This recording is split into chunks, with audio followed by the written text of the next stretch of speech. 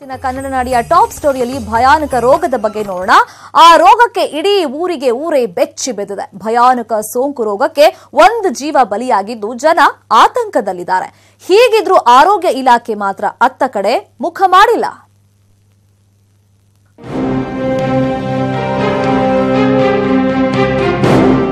ಒಂದೆಡೆ ದಿನನಿತ್ಯ ಸಾಂಕ್ರಾಮಿಕ ರೋಗದಿಂದ ಬಳಲ್ತಾ ಇರೋ ನೂರಾರು ಮಕ್ಕಳು, ಇನ್ನೊಂದ್ ಕಡೆ ರೋಗಕ್ಕೆ ಭಯಭೀತರಾಗಿ ದೇವರಿಗೆ ಪೂಜೆ ಸಲ್ಲಿಸ್ತಾ ಇರೋ ಗ್ರಾಮಸ್ಥರು.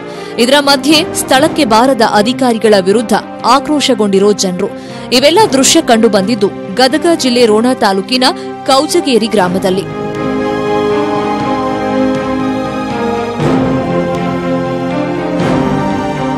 ಎರಡು 2700 ಜನರನ್ನ ಹೊಂದಿರೋ ಈ ಗ್ರಾಮದಲ್ಲಿ ಕರಿಗಣಜಲಿ ಅಂದ್ರೆ ಬ್ಲಾಕ್ ಚಿಕನ್ ಪಾಕ್ಸ್ ಅನ್ನೋ ರೋಗ ತಾಂಡವವಾಡ್ತಾ ಇದೆ. ಈವರೆಗೂ ಸುಮಾರು 200 ವಿದ್ಯಾರ್ಥಿಗಳಲ್ಲಿ ಕಾಣಿಸಿಕೊಂಡಿರೋ ಚಿಕನ್ ಪಾಕ್ಸ್ ಒಬ್ರಿಂದ ಒಬ್ರಿಗೆ ಹರಡ್ತಾ ಇದೆ. ಮಕ್ಕಳಿಂದ ಮನೆಯವರಿಗೂ ರೋಗ ಹರಡಿದೆ. ಗುಳ್ಳೆ, ತುರ್ಕೆ, ಕೀವು, ಜ್ವರ ಸೇರಿದಂತೆ ವಿಪರೀತ ನೋವು ಕೊಡೋ ರೋಗ ಇದು. ಈ ಮಾರಕ ರೋಗಕ್ಕೆ ಈಗಾಗಲೇ 32 ವರ್ಷದ ಮಾಯಪ್ಪ ಕಟ್ಟೆಕರ್ ಅನ್ನೋರು ಬಲಿಯಾಗಿದ್ದಾರೆ. ಗ್ರಾಮವನ್ನೇ ಕಂಗಾಲು ಮಾಡಿಬಿಟ್ಟಿರೋ ಈ ರೋಗಕ್ಕೆ ಹೆದರಿ ಊರಿನ ಜನರೆಲ್ಲ ಭಯಭೀತರಾಗಿ ದೇವರ ಮೊರೆ ಹೋಗಿದ್ದಾರೆ.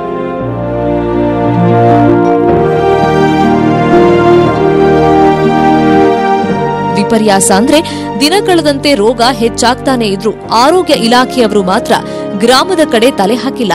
ಹೀಗಾಗಿ ಅಧಿಕಾರಿಗಳ ಬೇಜವಾಬ್ದಾರಿಗೆ ಗ್ರಾಮಸ್ಥರು ಕಿಡಿಕಾರ್ತಾ ಇದ್ದಾರೆ. ಈಗಾಗಲೇ ಶಾಲೆಗಳಲ್ಲಿ ಒಂದು ಗ್ರಾಮದ 100ರಿಂದ 200 ಜನ ಮಕ್ಕಳಿಗೆ ಈಗಾಗಲೇ ಗೊಬ್ಬರ ಅಥವಾ ಗಣಜಲಿ ಅಂತಕ್ಕಂಥದ್ದು ಎದ್ದುದರಿಂದ ನಮ್ಮ ಊರೊಳಗ ಭಯದ ವಾತಾವರಣ ಹುಟ್ಟುಕೊಂಡೈತಿ. ಮಾನ್ಯ ಆರೋಗ್ಯ ಸಚಿವರು ಹಾಗೂ ಮುಖ್ಯಮಂತ್ರಿಗಳು ಈ ಒಂದು ವಿಷಯವನ್ನು ಗಂಭೀರವಾಗಿ ಪರಿಗಣಿಸಿ, ಇಲ್ಲಾಂದ್ರೆ ನಾವು ಈ ಊರೊಳಗೆ ಇರಲಾರ್ದಂತ ಪರಿಸ್ಥಿತಿ ಬರುವಂತ ವಾತಾವರಣ ಆಗೈತಿ. ಸೋಂಕು ರೋಗದಿಂದ ನೂರಾರು ಜನ ಬಳಲ್ತಾ ಇದ್ದಾರೆ. ಒಂದು ಜೀವನೂ ಬಲಿಯಾಗಿದೆ. ಆದ್ರೂ ಆರೋಗ್ಯ ಇಲಾಖೆ ಜನಪ್ರತಿನಿಧಿಗಳು ತಲೆ ಕೆಡಿಸಿಕೊಳ್ಳದೆ ಇರೋದು ದುರಂತ. ಮತ್ತೊಂದು ದುರಂತ ಸಂಭವಿಸೋ ಮುನ್ನ ಅಧಿಕಾರಿಗಳು ಎಚ್ಚೆತ್ತುಕೊಳ್ಳಬೇಕಾಗಿದೆ. ಸಂತೋಷ್ ಕೊಣ್ಣೂರ, ನ್ಯೂಸ್ 18 ಕನ್ನಡ, ಗದಗ. ಕೋಲಾರದಲ್ಲಿ ಚಿನ್ನ ಬಿಟ್ರೆ ಅಷ್ಟೇ ಬೆಲೆ ಬಾಳೋ ವಸ್ತು ರೇಷ್ಮೆ. ಇದನ್ನೇ ನಂಬಿ ಅದೆಷ್ಟೋ ಕುಟುಂಬಗಳು ಜೀವನ ನಡೆಸ್ತಾ ಇವೆ. ಆದರೆ ರೇಷ್ಮೆ ಮೇಲೂ ದುಷ್ಟರ ಕಣ್ಣು ಬಿದ್ದಿದ್ದು ರೇಷ್ಮೆ ಹುಳುಗಳಿಗೆ ವಿಷಪ್ರಾಶನ ಮಾಡಿದ್ದಾರೆ.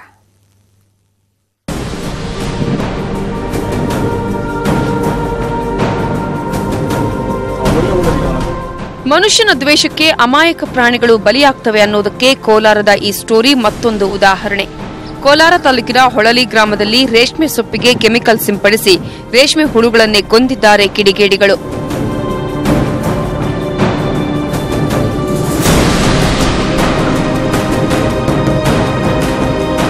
ರೈತ ಶ್ರೀನಿವಾಸ್ ನೇರಳೆ ಸೊಪ್ಪನ್ನ ಖರೀದಿ ಮಾಡಿ ಕಳೆದ 3 ದಿನದಿಂದ ಹುಳುಗಳಿಗೆ ಮೇವು ಹಾಕ್ತಿದ್ದಾರೆ.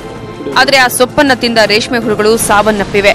ಇದೀಗ ಹುಳುಗಳು ಸಾವಿನಿಂದ ಲಕ್ಷಾಂತರ ರೂಪಾಯಿ ನಷ್ಟದ ಸುಳಿಗೆ ಸಿಲುಕಿದ್ದು ಇದು ವಿಷಪ್ರಾಶನದಿಂದಲೇ ಆಗಿರುವ ಘಟನೆ ಅಂತ ನಷ್ಟದ ಪರಿಹಾರಕ್ಕಾಗಿ ಆಗ್ರಹಿಸಿದ್ದಾರೆ. ನಾವು ಎಲ್ಲ ಪೌಡರ್ ಏನೋ ರಾತ್ರಿ ಹೊತ್ತು ಹಾಕ್ಬಿಟ್ಟವ್ರೆ ಅನ್ನಿಸ್ತದ. ತೋಟ ಚೆನ್ನಾಗಿತ್ತು, ಖಾಲಿ ತೋಟಕ್ಕೆ ಉಳಿದ ಯಾರೋ ಪೌಡರ್ಗಳ ಹಾಳ ಮಾಡ ಏನೋ ಹಾಕ್ಬಿಟ್ಟವ್ರೆ ಅನ್ನಿಸ್ತದೆ. 300 ಮಟ್ಟಕ್ಕೆ ಪಾಯ್ಸನ್ ತಿಂದಿದ್ದು ಏನಾಗಲ್ಲ. ಅದು ಉಳಿವೆ ಗೂಡ್ ಕಟ್ಟಲ್ಲ. ಏನು ಹತ್ರ 75,000 80,000 ಹಾಕಿದ್ರಿ. ಬೆಳೆ ಚೆನ್ನಾಗಿತ್ತು ಸರ್. ಇದು ಬೆಳೆ ಚೆನ್ನಾಗಿತ್ತು. 3 ದಿವಸದಿಂದ ಈ ತರ ಆಗೈತೆ. ಲಾಸ್ಟ್ ಮಾಗೋ ಟೈಮ್ಗೆ ಈ ತರ ಆಗಿದೆ. ರೈತ ದೇವರಾಜ್ ಅನ್ನುವರಿಂದ ಶ್ರೀನಿವಾಸ್ ನೇರಳೆ ಸೊಪ್ಪನ್ನ ಖರೀದಿಸಿದ್ರು. ಅದೇ ಸೊಪ್ಪು ಈಗ ರೇಷ್ಮೆ ಹುಳುಗಳ ಸಾವಿಗೆ ಕಾರಣವಾಗಿರೋದು.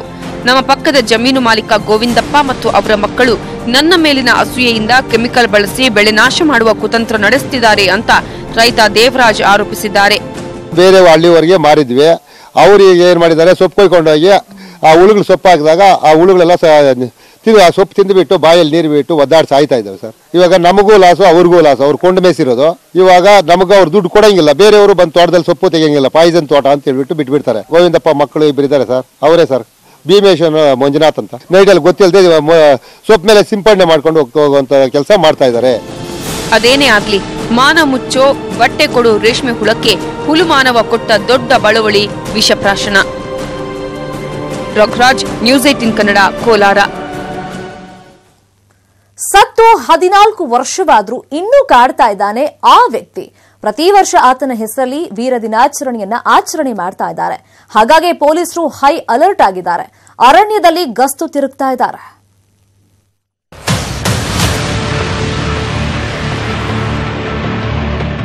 ಸಾಕೇತ್ ರಾಜನ್ ಕರ್ನಾಟಕದ ನಕ್ಸಲ್ ಹೋರಾಟದಲ್ಲಿ ಎಂದೆಂದಿಗೂ ನೆನಪಿಗೆ ಬರೋ ಹೆಸರು. 14 ವರ್ಷಗಳ ಹಿಂದೆ ಪೊಲೀಸ್ ಎನ್ಕೌಂಟರ್ಗೆ ಬಲಿಯಾಗಿದ್ದ ಸಾಕೇತ್ ರಾಜನ್ ಇಂದಿಗೂ ನಕ್ಸಲರಿಗೆ ದೊಡ್ಡ ನಾಯಕನೇ. ಎಂಥ ಸಾಕೇತ್ ರಾಜನ್ ಸತ್ತು 14 ವರ್ಷವಾದರೂ ಇಂದಿಗೂ ಪೊಲೀಸರ ನಿದ್ದೆಗೆಡಿಸುತ್ತಿದ್ದಾನೆ. 2005 ಫೆಬ್ರವರಿ 5ರಂದು ಸಾಕೇತ್ ರಾಜನ್ ಸತ್ತಿದ್ದು, ಪ್ರತಿ ವರ್ಷ ಆತ ಸತ್ತ ಸ್ಥಳಕ್ಕೆ ನಕ್ಸಲರು ಬಂದು ಹೋಗ್ತಿದ್ದಾರೆ. ಸಾಕೇತ್ ರಾಜನ್ ಹುತಾತ್ಮ ದಿನವನ್ನು ನಕ್ಸಲರು ಪ್ರತಿ ವರ್ಷ ಆಚರಿಸುತ್ತಿದ್ದಾರೆ. ಇಂದು ಭೂಗತ ನಕ್ಸಲರು ಆತ ಸತ್ತ ಜಾಗಕ್ಕೆ ಭೇಟಿ ನೀಡಬಹುದೆಂದು ಮುನ್ನೆಚ್ಚರಿಕೆಯಾಗಿ ಪೊಲೀಸ್ ಹಾಗೂ ಎನ್ಎನ್ಎಫ್ ತುಸು ಹೆಚ್ಚೆ ಕೂಂಬಿಂಗ್ ಮಾಡುತ್ತಿದ್ದಾರೆ.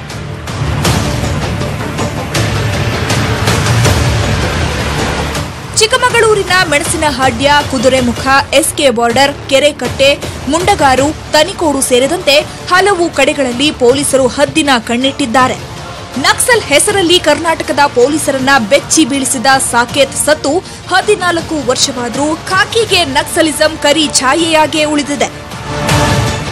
Veeresh G Hosur, news 18 Kannada, Chikkamagaluru.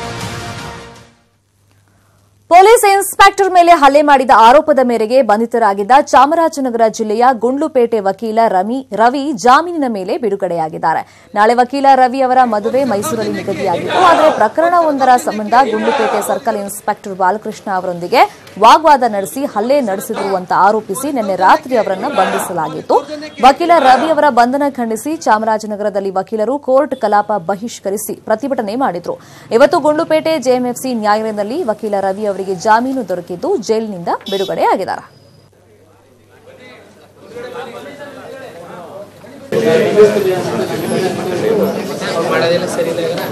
ಪೊಲೀಸರ ದೌರ್ಜನ್ಯಕ್ಕೆ ಪೊಲೀಸರ ದೌರ್ಜನ್ಯಕ್ಕೆ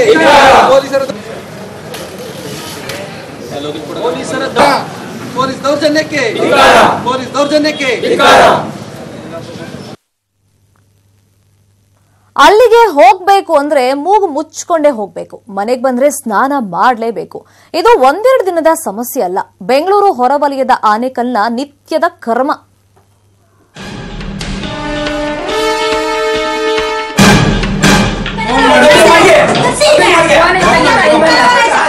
ರಸ್ತೆಗಳಲ್ಲಿ ಗಬ್ಬು ನಾರುತ್ತಿರುವ ರಾಶಿ ರಾಶಿ ಕಸ. ಇದೇ ವಿಚಾರಕ್ಕೆ ರೊಚ್ಚಿಗೆದ್ದು ಪುರಸಭೆ ಕಚೇರಿಯಲ್ಲಿ ಅಧಿಕಾರಿಗಳ ಜೊತೆ ವಾಗ್ವಾದ ನಡೆಸುತ್ತಿರುವ ಜನರು. ಈ ದೃಶ್ಯಗಳು ಕಂಡುಬಂದಿದ್ದು ಬೆಂಗಳೂರು ಹೊರವಲಯ ಆನೇಕಲ್ನ ಚಂದಾಪುರ ಪುರಸಭೆಯಲ್ಲಿ.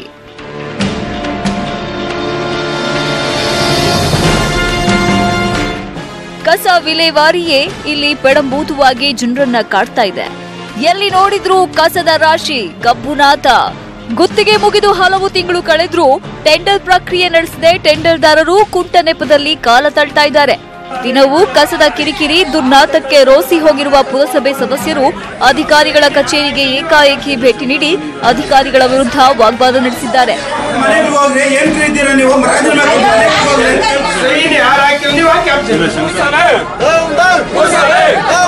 ಕುಂದಾಪುರ ಎಲ್ಲ ವಾರ್ಡ್ಗಳಲ್ಲೂ ಸಹ ಕಸನ ತೆಗೆಯೋದಕ್ಕೆ ನಾವು ಸಹ ಅವ್ರಿಗೆ ಹೇಳ್ತಾ ಇದ್ದೀವಿ. ಆದರೆ ಹಾಕ್ಲಿಕ್ಕೆ ಜಾಗ ಇಲ್ಲ ಅಂತ ಅವರು ಕಸನ ತೆಗಿತಾ ಇಲ್ಲ. ಹಾಗಾಗಿ ನಾವು ಕಸ ಹಾಕ್ಲಿಕ್ಕೆ ಜಾಗ ಇಲ್ಲ ಅಂತ ಹೀಗೆ ಬಿಟ್ಟರೆ ಜನಗಳಿಗೆ ತುಂಬಾ ತೊಂದರೆ ಆಗತ್ತೆ, ಆರೋಗ್ಯಕ್ಕೂ ತುಂಬಾ ತೊಂದರೆ ಆಗುತ್ತೆ. ಇನ್ನು ತಿಂಗಳಿಗೆ 5 ಲಕ್ಷ ಕಸ ವಿಲೇವಾರಿಗೆ ಬಿಲ್ ಮಾಡಿ ಪುರಸಭೆ ವತಿಯಿಂದ ಗುತ್ತಿಗೆದಾರನಿಗೆ ಹಣ ನೀಡಲಾಗ್ತಿತ್ತು. ಆದ್ರೆ ಕಸ ಮಾತ್ರ ಸಮರ್ಪಕವಾಗಿ ವಿಲೇವಾರಿ ಆಗ್ತಾ ಇರಲಿಲ್ಲ. ಈ ಬಗ್ಗೆ ಮಾಹಿತಿ ಕೇಳಿದ್ರೆ ಅಧಿಕಾರಿಗಳು ಉತ್ತರ ನೀಡ್ತಾ ಇಲ್ಲ ಅಂತ ಸ್ಥಳೀಯರು ಆರೋಪಿಸಿದ್ದಾರೆ. ಪುರಸಭೆಯಲ್ಲಿ ಕಸ ಗೋಲ್ಮಾಲ್ಗಿಂತ ಟೆಂಡರ್ ಎತ್ಕೊಂಡರು ಬೆಂಗಳೂರಲ್ಲಿ. ಇಲ್ಲಿ ಬರೋದು ಆತನ ಬೇರೆಯವರಿಗೆ ಇಲ್ಲಿ ಉಪ ಟೆಂಡರ್ ಕೊಟ್ಟವನೆ. ಅಂದ್ರೆ ಆತನ ಟೆಂಡರ್ ಎತ್ಕೊಂಡು ಇಲ್ಲಿ ಸಬ್ ಟೆಂಡರ್ ಕೊಟ್ಟವನೆ. ಸಬ್ ಟೆಂಡರ್ ಕೊಟ್ಟಿರೋರು ಇಲ್ಲಿ 5,50,000 ರೂಪಾಯಿ ತಿಂಗಳಿಗೆ ಟೆಂಡರ್ ಆಗಿರೋದು. ಆ ಟೆಂಡರಲ್ಲಿ 23 ಜನ ಕೆಲಸ ಮಾಡಬೇಕು. ಅದರಲ್ಲಿ ಇರೋದು 5 ಜನ. ಅದು ಪುರಸಭೆಗೆ ಸಂಬಂಧಪಟ್ಟವರು, ಪೌರ ಕಾರ್ಮಿಕರು ಕೆಲಸ ಮಾಡ್ತಾರೆ. ಇನ್ನು ಪುರಸಭೆಯ ಮುಖ್ಯ ಅಧಿಕಾರಿ ವರ್ಗವಾಗಿ 6 ತಿಂಗಳು ಕಳೆದ್ರೂ ಅವರ ಜಾಗಕ್ಕೆ ಬೇರೊಬ್ಬ ಅಧಿಕಾರಿ ವರ್ಗವಾಗಿಲ್ಲ. ಪ್ರಭಾವ ಇರುವ ಅಧಿಕಾರಿಯನ್ನ ಕೇಳಿ, ನಾನು ಹೊಸಬ, ನನಗೆ ಏನು ಗೊತ್ತಿಲ್ಲ, ಹಿರಿಯ ಅಧಿಕಾರಿಗಳನ್ನ ಕೇಳಿ ಎಂದು ಕೈ ತೊಳೆದುಕೊಳ್ತಾ ಇದ್ದಾರೆ. ಸದ್ಯಕ್ಕಂತೂ ಚಂದಾಪುರ ಪುರಸಭೆ ಕಸಮುಕ್ತ ಪ್ರದೇಶ ಆಗುವ ಲಕ್ಷಣ ಮಾತ್ರ ಕಾಣ್ತಾ ಇಲ್ಲ.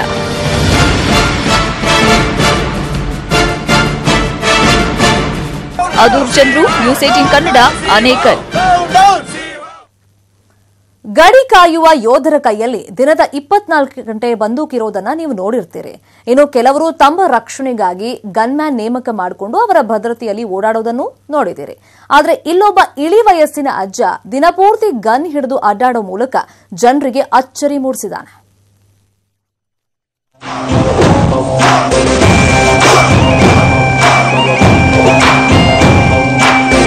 ಹೀಗೆ ಕೈಯಲ್ಲಿ ಗನ್ ಹಿಡಿದು ಓಡಾಡ್ತಿರೋ ಅಜ್ಜನ ಹೆಸರು ಬಸವಣ್ಣಪ್ಪ ಕಮಡುಳ್ಳಿ. ಇವರು ಈ ರೀತಿ ಗನ್ ಹಿಡ್ಕೊಂಡು ಓಡಾಡ್ತಿರೋದು ಸುಮ್ಮನೆ ಜನರ ಮುಂದೆ ಪೋಸ್ ಕೊಡೋದಕ್ಕಲ್ಲ, ತನ್ನ ಜೀವ ಉಳಿಸಿಕೊಳ್ಳಲು.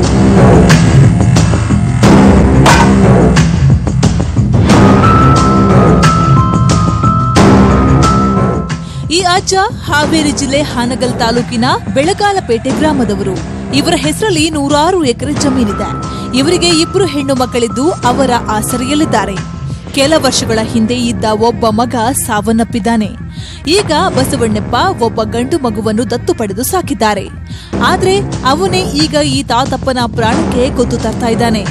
ಆಸ್ತಿಯೆಲ್ಲ ತನಗೆ ಬೇಕೆಂದು ಅಜ್ಜನಿಗೆ ಕೊಲೆ ಬೆದರಿಕೆ ಹಾಕಿದ್ದಾನಂತೆ.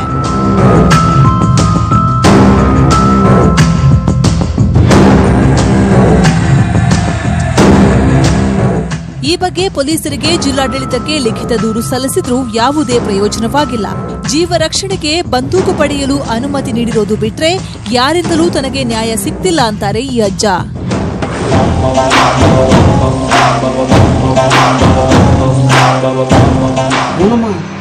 ಮಗ ಮನೆಗೆ ಹೋಗಿ ಕೇಳಕ್ ಹೋದ್ರೆ ನನಗೆ ಎತ್ತು ಕಟ್ಟ ಎಲ್ಲೇ ಮಕ್ಕಳು ಬೇಡ ಎತ್ತಾಗ ಹೋಗಿಬಿಡು.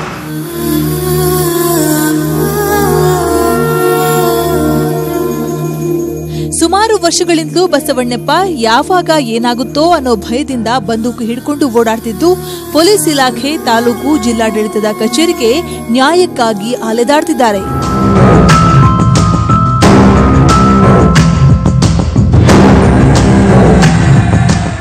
Sankanagouda M Devikoppa, news 18 Kannada, Haveri.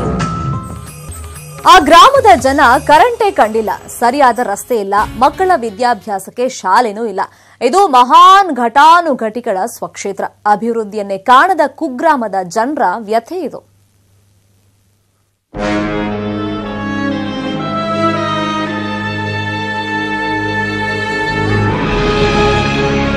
ಇದು ಉತ್ತರ ಕನ್ನಡ ಜಿಲ್ಲೆಯ ಜೋಯಿಡಾ ತಾಲೂಕಿನ ಕೋನಡ ಗ್ರಾಮ.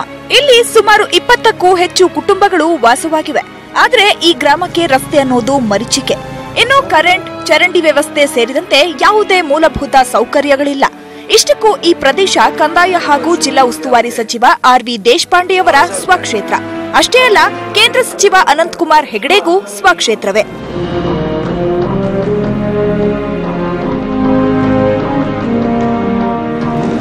ಸಾಲು ಸಾಲು ಮನೆಗಳಿದ್ದರೂ ಜನರಿಲ್ಲದೆ ಮನೆಗಳು ಬಿಕೋ ಎನ್ನುತ್ತಿವೆ. ವಿದ್ಯುತ್, ಶಾಲೆಯ ವ್ಯವಸ್ಥೆ ಇಲ್ಲದೆ ತಮ್ಮ ಮಕ್ಕಳ ವಿದ್ಯಾಭ್ಯಾಸಕ್ಕಾಗಿ ಗ್ರಾಮದ ಹಲವು ಕುಟುಂಬಗಳು ನೆರೆಯ ಗೋವಾ, ಜೋಯಿಡಾದಂತ ಪಟ್ಟಣದ ಕಡೆ ಮುಖ ಮಾಡಿದ್ದು ಕೃಷಿ ಚಟುವಟಿಕೆಯ ಸಂದರ್ಭದಲ್ಲಿ ಮಾತ್ರ ಇಲ್ಲಿಗೆ ಬಂದು ಹೋಗುವ ಸ್ಥಿತಿ ನಿರ್ಮಾಣವಾಗಿದೆ. ಇಲ್ಲಿನ ದುಸ್ಥಿತಿ ಸರಿಪಡಿಸುವಂತೆ ಎಷ್ಟೋ ಬಾರಿ ಗ್ರಾಮಸ್ಥರು ಮನವಿ ಸಲ್ಲಿಸಿದ್ದಾರೆ. ಅವರ ಮನವಿಗೆ ಜನಪ್ರತಿನಿಧಿಗಳಾಗಲಿ ರಾಜಕಾರಣಿಗಳಾಗಲಿ ಕ್ಯಾರೆ ಅಂದಿಲ್ಲ. ಯಾವುದೇ ಸೌಲಭ್ಯವಿಲ್ಲ, ಯಾವುದೇ ಅಂದ್ರೆ ರಸ್ತೆ ಇಲ್ಲ, ಕರೆಂಟ್ ಇಲ್ಲ, ಶಾಲೆ ಇಲ್ಲ. ಅಂದರೆ ಜೀವನವನ್ನು ಸಾಗಿಸುವುದು ಬಹಳ ಕಷ್ಟವಾಗಿದೆ. ಇದರಿಂದ ಸರ್ಕಾರ ವತಿಯಿಂದ ಏನಾದರೂ ಸೌಲಭ್ಯ ಆದರೆ ನಮಗೆ ಬಹಳ ಒಳ್ಳೆಯದಾಗತ್ತೆ. ನಮ್ಮ ಮಕ್ಕಳಿಗೋಸ್ಕರ ಬೇರೆ ಊರಿಗೆ ಹೋಗಿ ನಾವು ವಾಸ ಮಾಡಿ ಮಕ್ಕಳು ಏನಾರು ಕಲಿತು ಒಳ್ಳೆಯವರಾಗಬೇಕಂತ ನಾವು ಇದು ಮಾಡ್ತೇವೆ. ಆದರೆ ನಮ್ಮ ಈ ಜೀವನ ಮಾಡೋದು ಬಹಳ ಕಷ್ಟ ಆಗಿದೆ. ದೇಶಕ್ಕೆ ವಿದ್ಯುತ್ ನೀಡುತ್ತಿರುವ ಸೂಫಾದಂತಹ ಡ್ಯಾಂ ಈ ಗ್ರಾಮದಿಂದ 4 ಕಿಲೋಮೀಟರ್ ದೂರದಲ್ಲಿದೆ. ಆದರೆ ಹಿಂದುಳಿದ ಗೌಳಿ ಜನಾಂಗ ವಾಸಿಸುತ್ತಿರುವ ಕೊನಾಡ ಗ್ರಾಮಕ್ಕೆ ವಿದ್ಯುತ್ ಭಾಗ್ಯವೇ ಇಲ್ಲ. 10-15 ವರ್ಷದಿಂದ ಇಲ್ಲಿ ವಿಡಾ ಪಂಚಾಯತಿಯಿಂದ ಕೊರೋನಾ ಗ್ರಾಮದಲ್ಲಿ ಕೃಷಿ ಚಟುವಟಿಕೆಗಳನ್ನು ಮಾಡಲಿಕ್ಕೆ ಇವತ್ತಿನವರೆಗೆ ಪಂಚಾಯತಿಯಿಂದ ಯಾವುದೇ ಸೌಲಭ್ಯಗಳನ್ನು ಕೊಡ್ತಾ ಇಲ್ಲ. ರಸ್ತೆ ಇಲ್ಲ, ಮೂಲಭೂತ ಸೌಕರ್ಯಗಳಿಲ್ಲ, ಕುಡಿಯೋ ನೀರಿಲ್ಲ. AC ಅಸಿಸ್ಟೆಂಟ್ ಕಮಿಷನರ್ ಅವರು ನಮಗೆ ನೋಟಿಸ್ ಎಲ್ಲ ಕೊಟ್ಟಿದ್ದಾರೆ, ನೀವು ಕೃಷಿ ಮಾಡಲಿಲ್ಲ ಅಂದರೆ ನಿಮ್ಮ ಭೂಮಿಯನ್ನು ತೆಗೆದು ನಾವು ಗವರ್ಮೆಂಟ್ ಇದು ಮಾಡ್ತೇವೆ ಅಂತೇಳಿ. ಆದರೆ ಇಲ್ಲಿ ಹೋಗ್ಲಿಕ್ಕೆ ಬರಲಿಕ್ಕೆ ರಸ್ತೆ ಇಲ್ಲ. ಮಳೆಗಾಲದಲ್ಲಿ ಹೊಲಕ್ಕೆ ಹೋದ್ರೆ ವಾಪಸ್ ಬರ್ಲಿಕ್ಕೆ ಆಗ್ತಾ ಇಲ್ಲ. ಇಲ್ಲಿನ ಇಬ್ಬರು ಮಹಾನ್ ನಾಯಕರು ಮೈಕ್ ಸಿಕ್ಕಿದ್ರೆ ಉದ್ದದ ಭಾಷಣ ಬಿಗಿತಾರೆ. ಆದ್ರೆ ಕ್ಷೇತ್ರದ ಜನರ ಅಭಿವೃದ್ಧಿ, ಮೂಲಭೂತ ಸೌಕರ್ಯ ಕಲ್ಪಿಸಲು ಅವರಿಗೆ ಸಾಧ್ಯವಾಗುತ್ತಿಲ್ಲ ಎಂದು ಜನ ಕಿಡಿಕಾರುತ್ತಿದ್ದಾರೆ.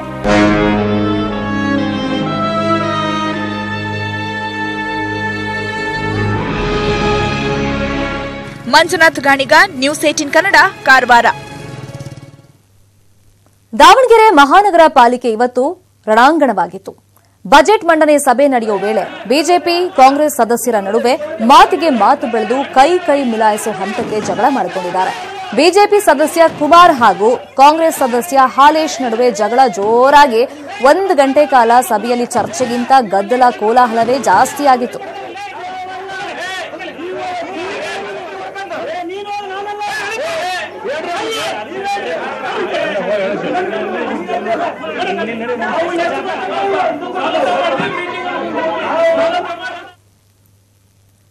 ಆಪರೇಷನ್ ಕಮಲ ಭೀತಿಯಲ್ಲಿ ಮೈತ್ರಿ ಸರ್ಕಾರ ಇದೆ. ಮತ್ತೆ ರೆಸಾರ್ಟ್ ರಾಜಕಾರಣದ ಮೊರೆ ಹೋಗ್ತಾ ಇದೆ ಅಂತ ಗೊತ್ತಾಗಿದೆ. ರಾಡಿಸನ್ ಹೋಟೆಲ್ನಲ್ಲಿ ಮಹತ್ವದ ಸಭೆ ಈ ಬಗ್ಗೆ ನಡೀತಾ ಇದೆ. ಆಪರೇಷನ್ ಕಮಲ ಭೀತಿಯಲ್ಲಿ ಮೈತ್ರಿ ಸರ್ಕಾರ ಇರೋದ್ರಿಂದ ಜೆಡಿಎಸ್ ಹಾಗೆಯೇ ಕಾಂಗ್ರೆಸ್ ಪಕ್ಷದ ಅಂದ್ರೆ ಆಡಳಿತ ಪಕ್ಷದ ಶಾಸಕರನ್ನ ತಮ್ಮ ಪಕ್ಷದಲ್ಲೇ ಉಳಿಸಿಕೊಳ್ಳೋದಕ್ಕೆ, ಆಪರೇಷನ್ ಕಮಲಕ್ಕೆ ಬಲಿ ಆಗದೆ ಇರೋದಕ್ಕೆ ನೋಡ್ಕೊಳ್ಳೋದಕ್ಕೆ ರಾಡಿಸನ್ ಹೋಟೆಲ್ನಲ್ಲಿ ಈಗ ಮಹತ್ವದ ಸಭೆಯನ್ನ ಮಾಡಿ ರೆಸಾರ್ಟ್ಗೆ ಕರ್ಕೊಂಡು ಹೋಗ್ಬೇಕಾ ಬೇಡವಾ ಅನ್ನೋದನ್ನ ಡಿಸೈಡ್ ಮಾಡ್ತಾರೆ. 2 ಬೇರೆ ಬೇರೆ ಸಭೆಯನ್ನ ಮೈತ್ರಿ ನಾಯಕರು ನಡೆಸ್ತಾ ಇದ್ದಾರೆ. ಒಂದು ಕಡೆ ಕಾಂಗ್ರೆಸ್ ಪಕ್ಷದ ಸಭೆ ನಡೀತಾ ಇದ್ರೆ, ಇನ್ನೊಂದು ಕಡೆ ಜೆಡಿಎಸ್ ಶಾಸಕರ ಸಭೆ ನಡೀತಾ ಇದೆ, ಇನ್ನೊಂದು ಕಡೆ ನಾಯಕರ ಒಂದ್ ಕಡೆ ಸಭೆ ನಡೀತಾ ಇದೆ.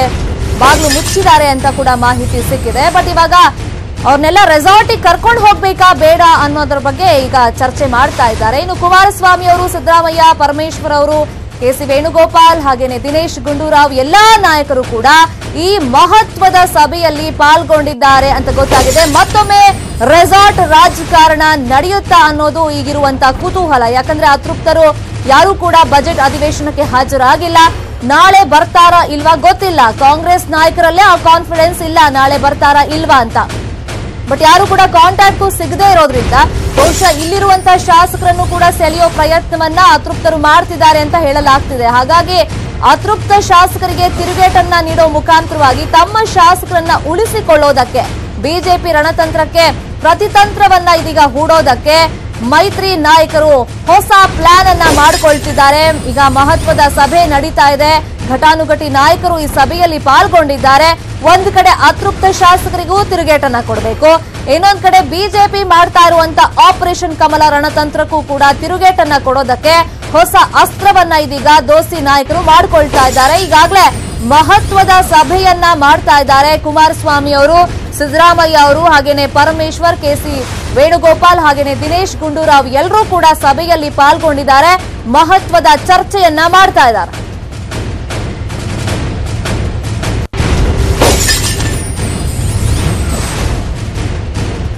ಅತೃಪ್ತ ಶಾಸಕರು ನಾಳೆ ಸದನಕ್ಕೆ ಬರ್ತಾರಾ ಇಲ್ವಾ, ಹಾಜರಾಗ್ತಾರಾ, ಮತ್ತೆ ಗೈರಾಗ್ತಾರಾ ಅನ್ನೋದು ಯಾರಿಗೂ ಕೂಡ ಗೊತ್ತಿಲ್ಲ. ಬಟ್ ಒಂದ್ ಕಡೆ ಸಿದ್ದರಾಮಯ್ಯ ಅವರು ಹೇಳಿರೋ ಪ್ರಕಾರ ನಾಳೆ ಬರ್ತಾರೆ ಅಂತ ಹೇಳ್ತಿದ್ದಾರೆ.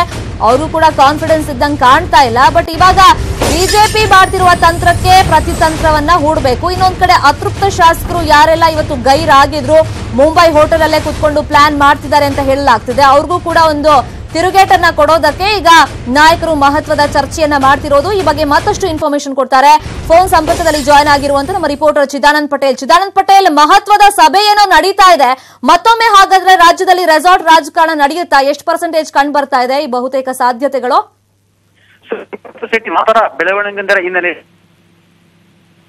ಕಾಂಗ್ರೆಸ್ ಮತ್ತು ಜೆಡಿಎಸ್ ನ ಎಲ್ಲಾ ಶಾಸಕರಿಗೆ ರಾಡಿಸನ್ ಬ್ಲೂ ಹೋಟೆಲ್ ನಲ್ಲಿ ಔತಣಕೂಟನ ಏರ್ಪಡಿಸಿದ್ದಾರೆ. ಈ ಔತಣಕೂಟದ ನೋಡಿ ಶಾಸಕರು ಒಂದ್ ಕಡೆ ಪಾರ್ಟಿ ಮಾಡ್ತಿದ್ದಾರೆ. ಇದೀಗ ಪ್ರಮುಖ 5 ನಾಯಕರು ಮಹತ್ವದ ಸಭೆಯನ್ನು ನಡೆಸುತ್ತಿದ್ದಾರೆ. ಮುಚ್ಚಿದ ಕೋಣೆಯಲ್ಲಿ ಸಭೆಯನ್ನು ನಡೆಸುತ್ತಿದ್ದಾರೆ.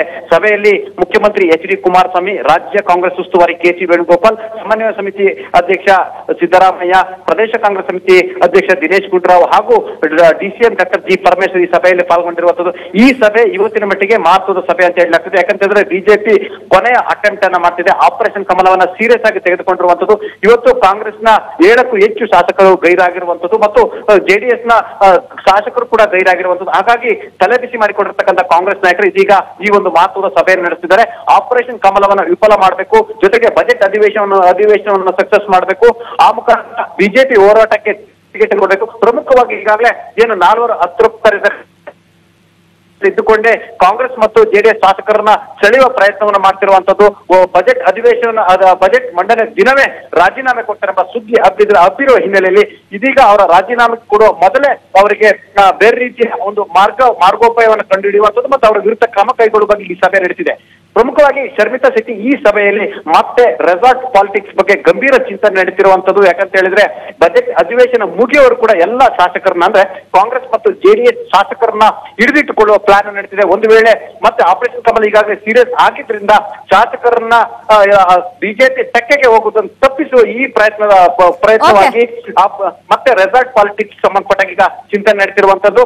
ಒಂದು ವೇಳೆ ಬಜೆಟ್ ಮಂಡಿಸಿದ ದಿನವೇ ಅವ್ರನ್ನ okay thank you Chidanand Patel ತಮ್ಮ ಇನ್ಫಾರ್ಮೇಶನ್ಗೆ. ಮಂಗಳೂರು ಲಯನೆಸ್ ಕ್ಲಬ್ ಹಾಗೇನೆ ಚೇತನ ಬ್ಯೂಟಿ ಅಕಾಡೆಮಿ ಸಹಯೋಗದಲ್ಲಿ ಅತ್ಯಂತ ಆಕರ್ಷಣೀಯ ಭಾರತೀಯ ವಧುವಿನ ವಿನ್ಯಾಸದ ಫ್ಯಾಷನ್ ಶೋ ನಡೆಯಿತು.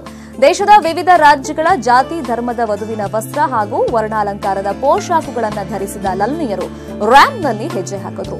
ಮರಾಠಿ, ಬೆಂಗಾಲಿ, ಕ್ರಿಶ್ಚಿಯನ್, ಕೊಂಕಣಿ ಹಾಗೂ ಸ್ಥಳೀಯ ಮಂಗಳೂರು ವಧುಗಳ ಉಡುಪು, ಅಲಂಕಾರಿಕ ವಸ್ತುಗಳಿಗೆ ಫ್ಯಾಷನ್ ಪ್ರಿಯರು ಫುಲ್ ಫಿದಾದ್ರು.